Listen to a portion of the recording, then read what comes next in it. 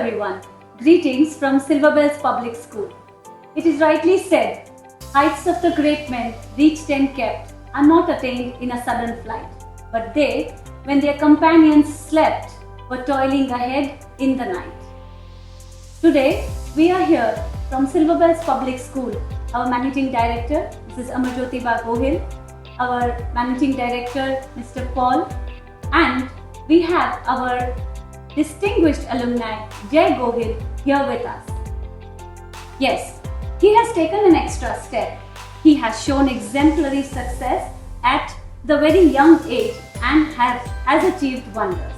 We are here to talk about his experiences, his learnings, and what he feels about the school life that he has had here at Silver Bells Public School. So we are very proud of you, firstly. Thank you, ma'am. Before we go and ask you any questions, we would like you to tell us a little bit about yourself.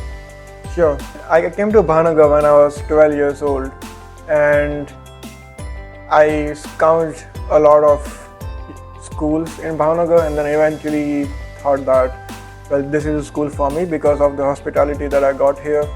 I was here for 5 years until I completed my high schooling.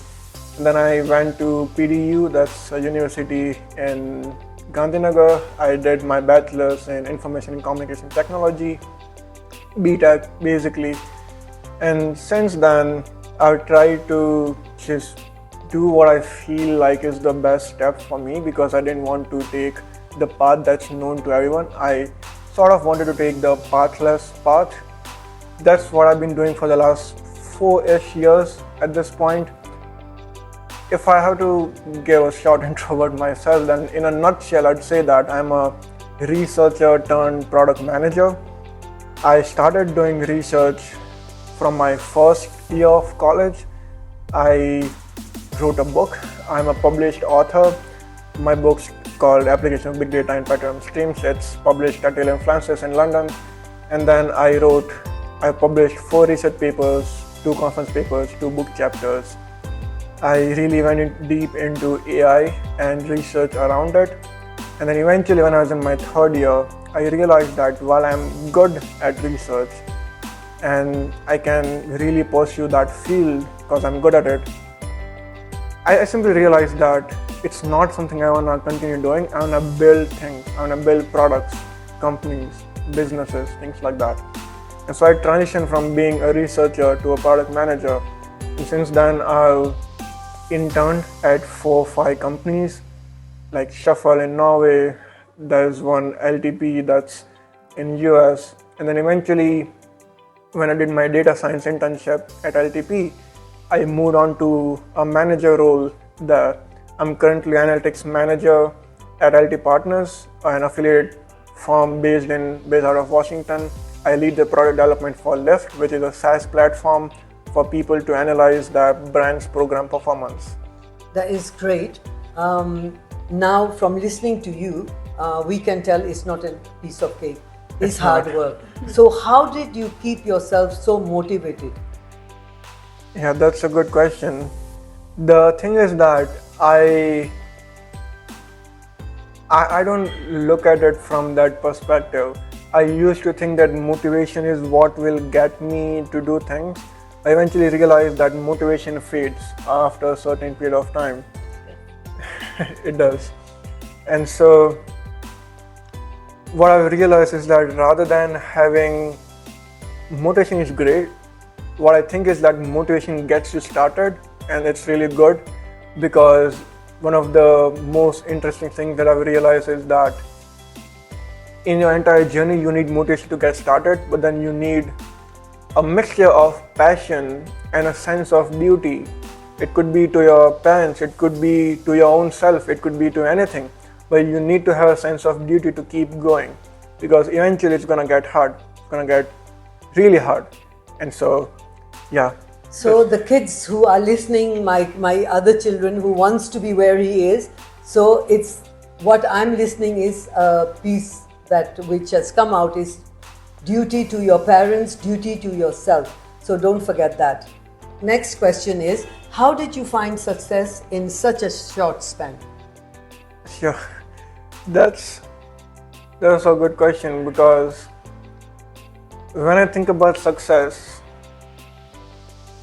when I was in university, I used to think of success as something that you achieve at every step.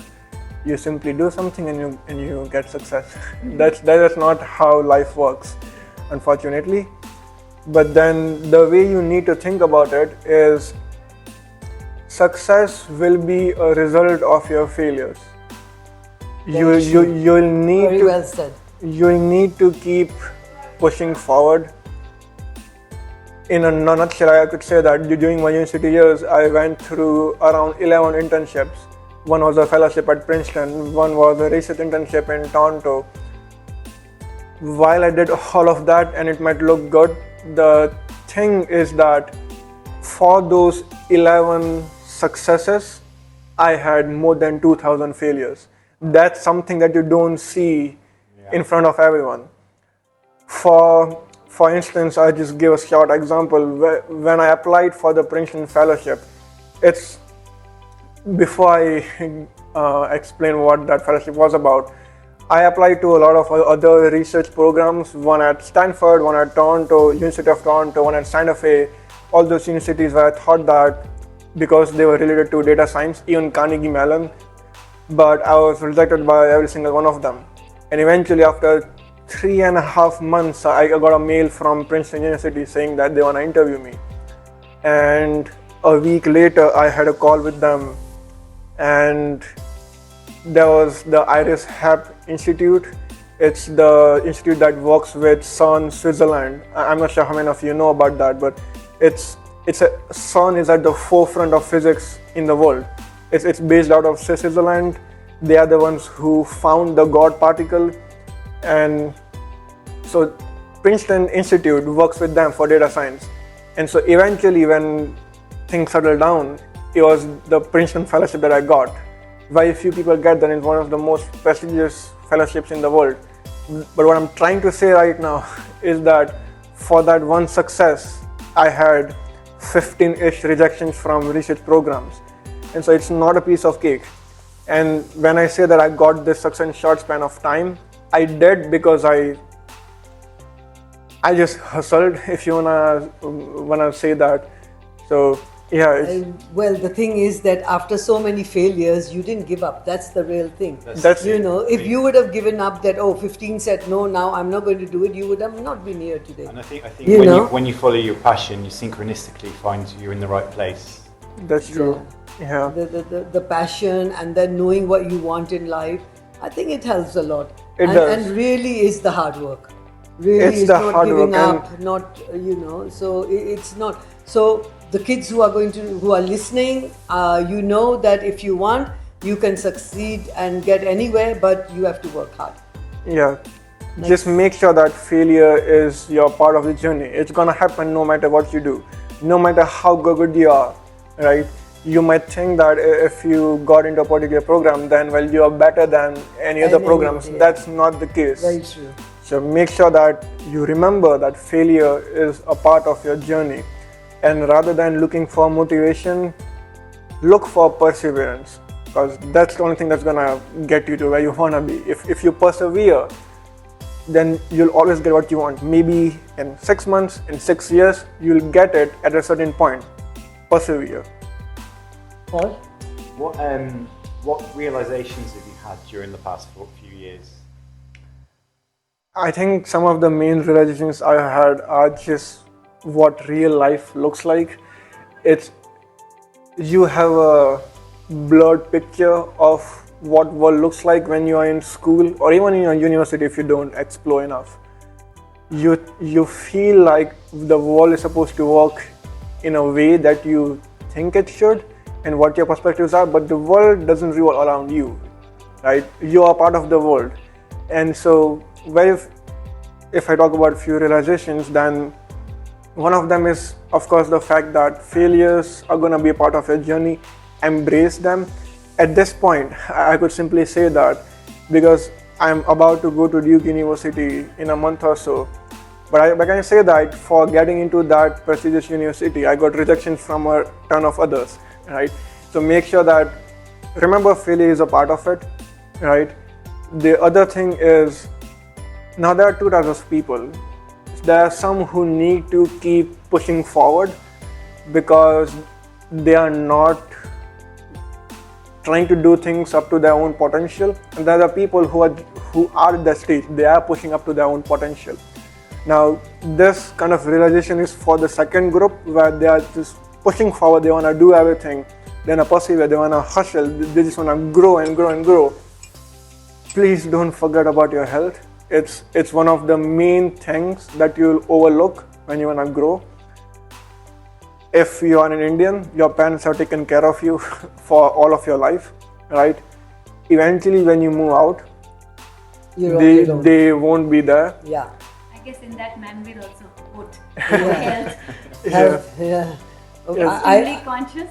Yeah. I'm extremely conscious. At the age of my age now, 73, I'm still going strong. So, I mean, we do have the moments where we have, whatever, but yes, health is a must. And I think loving yourself is one thing also. That is caring true. for yourself, Yeah. that is, if you do that, you can care for everyone else. Exactly. Because a lot of times, if you're Indian, you just think that, well, I'm going to take care of my family, but then what about you? Yeah. We are always last on the list. If you're not going to take care of yourself, then how are you going to take care of your family? Because if you're not in good health, then you won't be able to take care of family. So health is a priority. Yeah.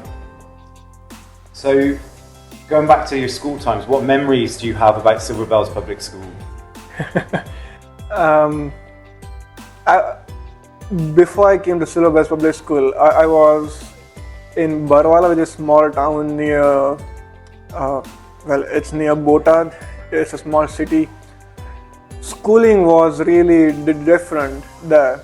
And when I came to Silver Bells Public School, everything was different. And I would really give it to the management because we really thought about everything other than academics. And that's really important because if you're an Indian, the only thing that matters in schooling is your academics. And that's, that's good. You should focus on your academics. You should get good grades. But the problem is that when you move out of academics, it's going to be very hard for you. And for one of my fond memories are actually not academics, but everything other than that. We used to have prayers during the morning and then those functions that we used to have. It's just all those memories that I thought I wouldn't remember when I would just remember the academics. It's actually the opposite. I remember those functions. I remember the extracurricular activities that we did.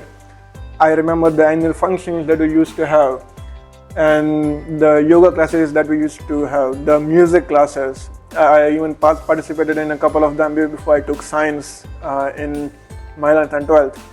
So those are the things I remember, everything I did other than academics. Can I just ask another question there? So all of the extracurricular activities that you did with the school, did that help with your portfolio when you presented yourself to other universities? Yes. List of competitions that you took part. Yeah. So what I did during my university years was that I tried to, now Bhumiyam can speak for that, but I was always an academic guy, right? And so I always knew. It's more or less been a bookworm, you can Bookworm. call it. And even if you would have taken his book, any of his book, and you just open it, there'll be lines and lines underneath. So, and sometimes there is a red line and a blue line also. That means he's went through twice. Yeah. So it's not that he really studied hard also, but the problem we are having today is with the parents is no playing, no nothing. Yeah. Just you are a science student for 2 years, forget you have a life also. And I think which is really giving my children a lot of grief. What you're saying is those memories that you have with the school lasted forever. Yeah. Last forever. So if They you've did. got no memories of that stage, then Yeah, Well, it is sad. Yes, It you is were sad. part of a debate competition. Yeah, he was. I He was did. part of debate, public speaking, all that I remember. did. And one thing I would like to say is that Bhavnagar is not a big city at all. It's a small It's not. city compared to Ahmedabad or whatever. But I am so proud that from my school, today you have done so well. Others are in NASA. and in Googles and wherever there's, and you get this feedback and you feel so proud that from a small city we have given these chances. So we will keep on doing it, and You should. we want you to be in touch with our school always. For sure. Come back and talk to my students also and tell them what you have achieved, and Definitely. how well, and we will always be proud of you. Yeah, We will always remember you. And such a tall guy also that I think maybe like 6'3", 6'4" he must be. Yeah. So we love you, I love the school. I love all of you. I love my school, whichever it was, so I know you'll always love your school. So anything else we want to add in it? Yeah. What has been the role of your school in your journey? What would you say the one thing that the school's helped you with in your journey? The school has opened me, and I say that in every sense of the word. That's something I wanted to add to the last question. The thing is that, as I said, schooling in India in general is all about academics, and I think that if you're gonna do something, you need to open up. And I don't just mean in terms of what you do in terms of academics. Of course, if you want to learn something else, go for it, right? I have a framework in my life. When I want to take a decision, I don't look at whether, there's risk in it or not, or whether I'll have the best success from any one of them. My framework is, whichever path I take, which one will have the least amount of regret. And so that's what I even did with what I've done with myself now. But coming back to the question, the role of Syllabus Public School has been that it opened me.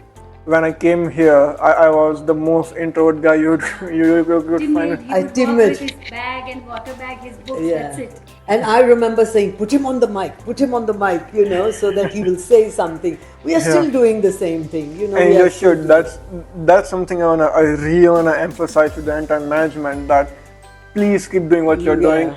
I know there are some teachers here who feel that we shouldn't do that and we should do what other schools are doing. Please don't.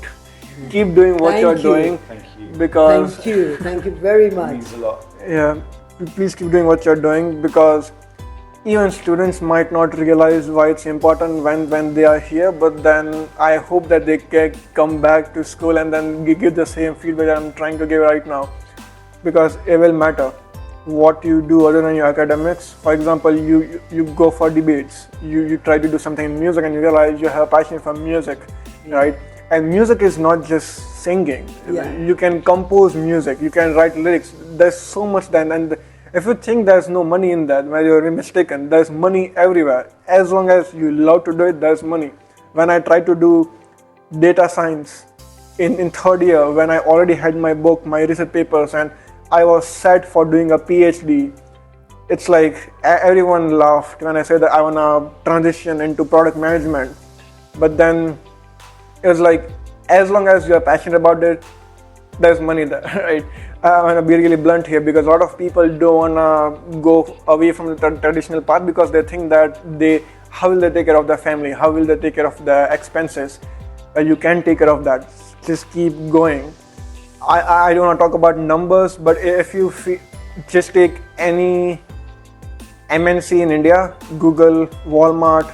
Walmart is the one company that pays the highest right now. I think their package is around 50 plus LPA, CTC right now. Mine is higher. My base salary is higher than that. So don't worry about money. As long as you care about what you're doing, the field, keep doing it. You won't regret it. So at the end of the day, it pays off what you believe in it and what you really want to do. Exactly. And so he's having the last laugh now. that is it, isn't it? Yeah. So really, But also people who said that, oh, this is a wrong move or whatever, right now he's having the last laugh. But also, you provided a way, and you can mentor other people and tell them how you got to where you are today, and that will motivate other people to do. That's what I've been doing with a lot of my juniors right now, because I think I created the wave in my university to do data science now. when I came, everyone was just doing DSA which is just going for software engineering jobs, which is completely fine. If you like it, please go for it. But I wasn't a part of it. And so when I did this, and then now my juniors can see that, well, you can pursue what you like to do and you can make money. Well, why not? And so I think right now more people are going to research into product management in my university. And I'm really grateful that I was a part of the reason why that happened. So, Very good. We are again very proud of you, and we have learned ourselves today so much. You know, I have really learned so much, and I feel really proud that now we can let the others listen to your interview, and they will also follow. Maybe few will follow your footsteps also. So thank you so much. I'm really grateful, ma'am.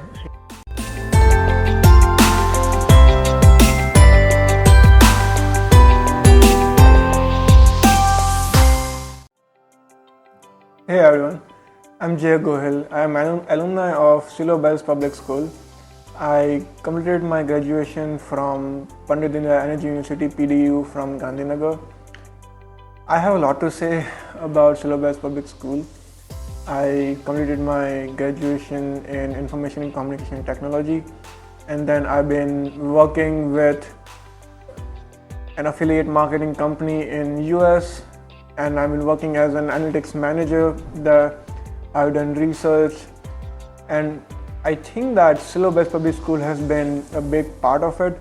The main reason for that is everything that we do other than academics. Of course, we have great teachers there, people who really care about the fact that you study and you get good grades. But then on top of it, the fact that the management here cares about extracurricular activities, making sure that you speak up, your speech gets better, you can answer questions, you go into debates, you take care of your health because of yoga classes, you look for other fields like music classes or even linguistics, writing poems. We have a newsletter here that people can submit the articles for. And so I think that when I look at my life, Silobel's Public School has been a pivot moment for me. I went from someone who was introvert to someone who became semi-introvert, ambivert, and I just feel like if we have to look at everything that you can possibly do in your life in terms of learning, growth, I think Silobel's Public School does something that's completely different from any other school in Bhavnagar. You get a the management here has an holistic approach on your development. You don't just get good grades, but then you also learn a lot of new things. You can explore what you want to do. You get failures, you get successes, you learn about life.